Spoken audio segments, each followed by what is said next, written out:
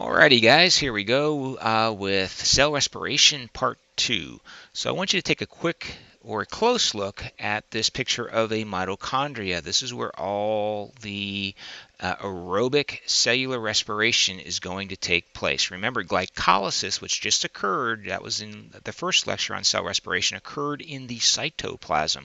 Now, if oxygen is present, we're going to move on into the mitochondria with the products of glycolysis. Okay, so take a close look. It is a double membrane structure. We have the intermembrane space, which is between the outer and the inner membrane. That's where the Krebs cycle is going to take place. And then we have the inner membrane spot where we're going to find the DNA and ribosomes and all sorts of good stuff. Well, that inner membrane is also the site of the electron transport chain, ATP synthase, and a lot of other things, very similar to what we saw with the inner membrane in photosynthesis. Okay, slide 2. Looking at the big picture once again. So we discussed glycolysis and we talked about the products of glycolysis, pyruvate and the high energy electrons that are carried on NADH, and of course some ATP made by substrate level phosphorylation. So now what we have to do is we have to get the rest of the energy out of the original molecule of glucose. And how are we going to do that? We're going to do that by burning up pyruvate. Not literally burning up pyruvate, but breaking it down through the process of hydrolysis in order to harvest the high energy electrons and the energy that is found in pyruvate. So we're going to look at the next two steps. We're going to look at the Krebs cycle and the electron transport chain. But the first thing we have to do is we have to get the pyruvate molecules into the mitochondria. And again, guys, what is the determining factor that will allow pyruvate to move into the mitochondria or to not move into the mitochondria? What is it? Okay, so the first thing that we have to do is we have to move pyruvate into the mitochondria, and hopefully you got the question right. Oxygen has to be present in order for this to happen. Okay, and remember we have two molecules of pyruvate, because we remember pyruvate is a 3-carbon molecule, and we took glucose, which was originally 6 carbons, and we broke it into 2 3-carbon pyruvate molecules in the process of glycolysis. Now we have to move it into the mitochondria if oxygen is present, and this is called pyruvate conversion. It's kind of like an additional step before we get into the Krebs cycle. So as you can see, we have our 3-carbon pyruvate on the left side of the diagram, and we are going to move it into the mitochondria via a transport protein. And when we do that, that transport protein is going to convert pyruvate into a different molecule. It's going to convert it into an acetyl molecule, which is only a 2-carbon molecule. And in that process, we are going to remove 1 carbon and 2 oxygens in the form of carbon dioxide. And if you look at this diagram, the pyruvate molecule, we see 2 red carbons, and then we see 1 black carbon with 2 black oxygens. The black carbon with the 2 oxygens, that is the carbon that's being removed along with the 2 oxygens in the form of CO2. How do we get rid of that? Well, we transport that into our lungs via our blood, and then we exhale it out.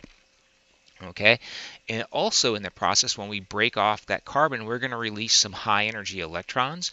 We're going to use those electrons to reduce NAD to NADH, and our product here is going to be acetyl-CoA, and you can see that on the right hand side of the diagram. So our reactant was pyruvate, our product is going to be acetyl-CoA plus NADH and also some CO2. Okay, so now we're going to look at a simple version of the Krebs cycle. Okay, and this is occurring in the intermembrane space. And again, what is the main function of this? The main function is to get the high energy electrons from the acetyl-CoA molecule and put them onto electron carriers. The electron carriers are NAD and FAD, And when we put electrons onto a molecule, what do we do to those molecules again? Hopefully you got the question right. And those high energy electron carriers, NADH and FADH2, will then be used in the third and final step of this. So do look, we have acetyl-CoA coming in, and it's that 2 carbons left over, and it's going to produce, each acetyl-CoA is going to produce 3 NADHs, 1 ATP via substrate level phosphorylation, and 1 FADH2 molecule. Okay, so once again, know what those are. And also, we are going to blow off the other 2 carbons in the form of CO2. Okay, you can see those 2 CO2s coming off in the upper, sort of at 3 o'clock on the Krebs cycle there. You see the CO2 molecules coming off, and we will exhale those also. Okay, and again, this is going to happen twice because we have 2 molecules of pyruvate originally entering into the mitochondria. Those 2 molecules of pyruvate will produce 2 molecules of acetyl-CoA. So each acetyl-CoA will produce 3 NADHs, 1 ATP, and 1 FADH2. This is the simplified diagram. This is the one you need to know. To look at this a little bit more in depth, and just look at the carbons. Look at the red ones. Those are the ones coming in the form of acetyl-CoA. We have 2 carbons coming in, and we're going to combine that with oxaloacetate, and that's going to make a citrate molecule. We're going to have a 4-carbon oxaloacetate, and we're going to combine 2-carbon acetyl-CoA to make a 6-carbon citrate molecule. Okay, and that gives this cycle its other name, which is known as the citric acid cycle. So it's the Krebs cycle and the citric acid cycle. And then just follow those carbons. We're going to lose some of those carbons as CO2. They're going to get blown off. Okay, and we're going to transfer electrons from the molecules to NAD. We're going to reduce NAD to make NADH, and you can see we're going to do that in 3 different places. And we're also going to reduce FAD, and you can see that at step 6. Okay, so the 3 places we make NADH are steps 3, 4, and 8. Okay, we're going to make ATP at step 5, and so on and so on. So what do we do now? Well, we got all these high energy electron carriers, and we're going to harvest the rest of the energy in those high energy electron carriers using the electron transport chain, just like photosynthesis. And what did the electron transport chain do in photosynthesis? Answer the question. Okay. But once again, the electron transport chain is found on the inner membrane, which is called the cristae in the mitochondria. And what's it called in the chloroplast again? Answer the question. So let's look at this electron transport chain in a little bit more detail.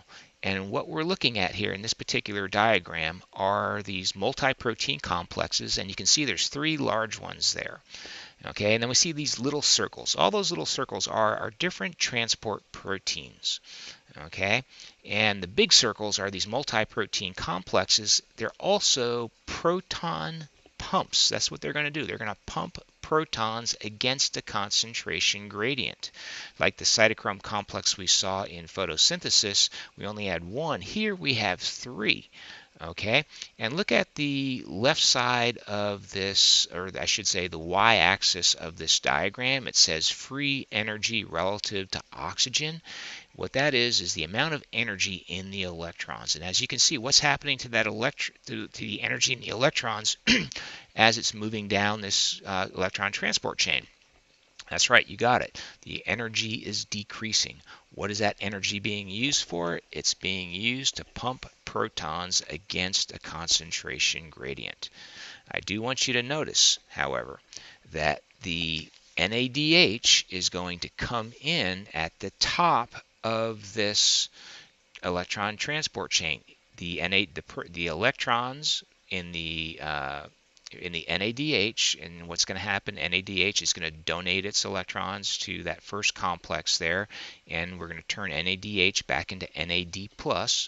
Okay, and the electrons will now go through 3 pumps, and those are going to pump 3 protons, and those protons are going to make 3 ATP molecules.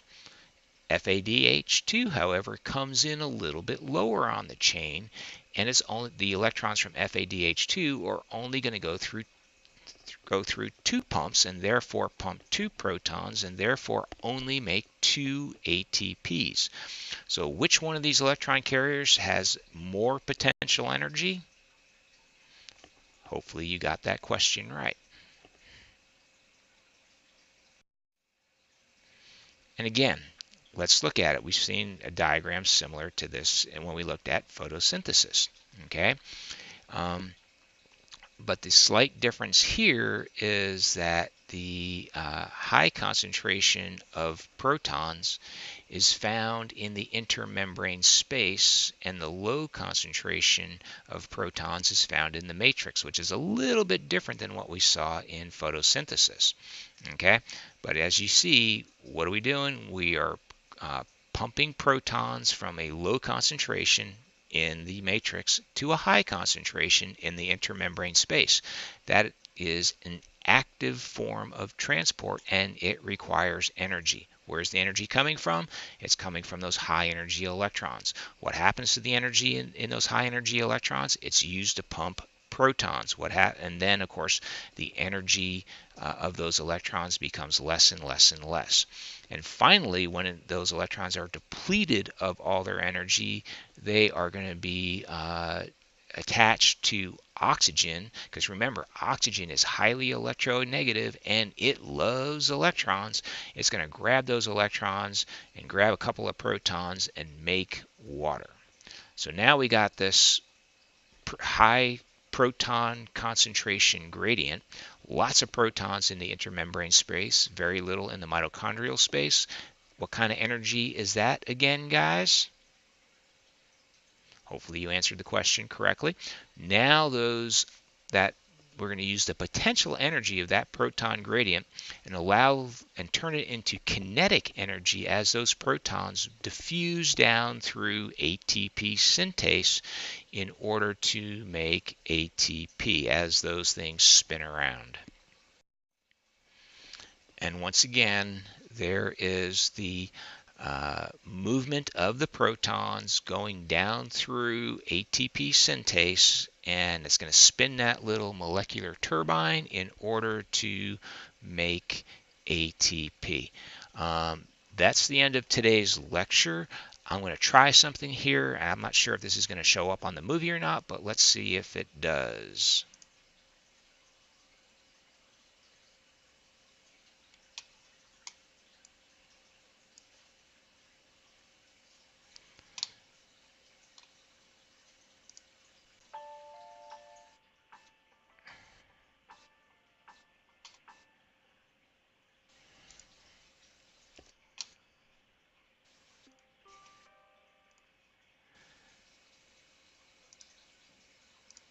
I don't think that's going to work, so we're just going to stop right there.